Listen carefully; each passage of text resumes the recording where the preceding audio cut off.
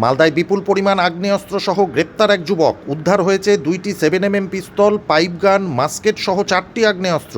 এছাড়া উদ্ধার হয়েছে 7 রাউন্ড কার্তুজ। ঘটনায় গ্রেপ্তার করা হয়েছে মোহাম্মদ ফারুক নামে এক অস্ত্র কারবারিকে। গোপন সূত্রে খবর পেয়ে গভীর রাত্রে মালদার মানিকচক থানার পুলিশ গোপালপুর পঞ্চায়েতের জেসারতটোলা এলাকায় মোহাম্মদ ফারুকের বাড়িতে হানা দেয়। রাত্রি 2টো নাগাদ অভিযান চালায় পুলিশ। সেখানেই লুকানো অবস্থায় থাকা বিপুল পরিমাণ আগ্নেয়াস্ত্র উদ্ধার হয়। ধৃত যুবক ফারুক কী উদ্দেশ্যে, কোথা থেকে এত বিপুল পরিমাণ আগ্নেয়াস্ত্র জমা করেছিল তা খতিয়ে দেখছে পুলিশ। আরও জিজ্ঞাসাবাদের জন্য তাকে হেফাজতে নেওয়ার আবেদন জানানো হয়েছে। পার্শ্ববর্তী ঝাড়খণ্ড রাজ্য থেকে আগ্নেয়াস্ত্রগুলি আনা হয়েছে কিনা তাও খতিয়ে দেখছে পুলিশ।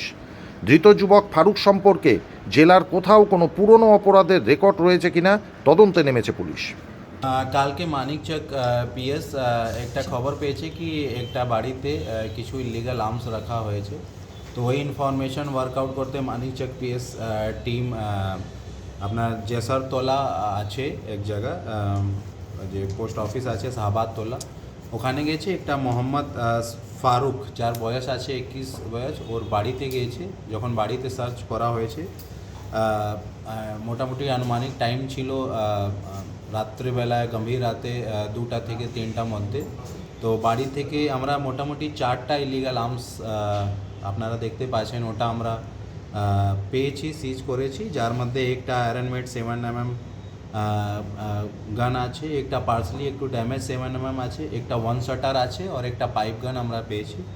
এর বাদ দিয়ে আমরা 6 রাউন্ড 8mm লাইভ অ্যামুনিশন যেখানে রাখা আছে, আর একটা 7.65 আমরা অ্যামুনিশন পেয়েছি।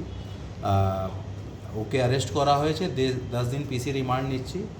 আর এই আর্মসটা কোথায় থেকে পেয়েছে, কি জন্য ইউজ করতো, কোনো গ্রুপ সঙ্গে ইনভলভ আছে কি না, এসব আমরা ডিউরিং ইনভেস্টিগেশন খতিয়ে দেখি। বাড়ির পিছন থেকে কি রিকভারি হয়েছে?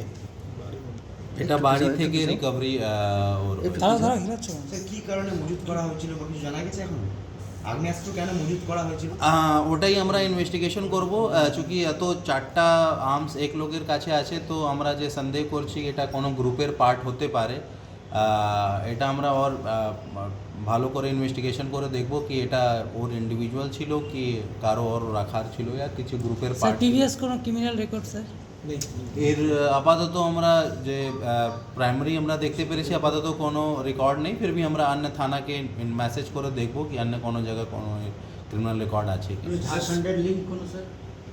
আপাতত ঝাড়খণ্ডের লিঙ্ক আমরা এস্টাবলিশ মতলব প্রাইমারি একদম আছে। এই আর্মস কোথায় থেকে মতলব নিয়ে এসেছিল, কাউকে দেওয়ার কথা ছিল বা নিজের কাছে রাখতো, এইসব আমরা খতিয়ে দেখব কি বিহার থেকে নিয়ে এসেছে কি ঝাড়খণ্ড বা এখানে লোকাল কোনো পলিটিক্যালের সাথে ইনভলভমেন্ট আছে স্যার? আপাতত যে আমি বলছি কি প্রাইমারি যে জানছি কি এটা কোনো গ্রুপের পার্ট হতে পারে, এটা আমরা আর ডিটেলস করে বলতে পারবো কি এটা মতলব কি ছিল, পিওর ক্রিমিনাল বা। মানিকচক একটা প্রকাশ্যে যেটা মার্ডার হয়েছিল, ওটার সাথে কি স্যার ইনভলভমেন্ট আছে? মানিকচকে এটা মার্ডার হয়েছিল স্যার?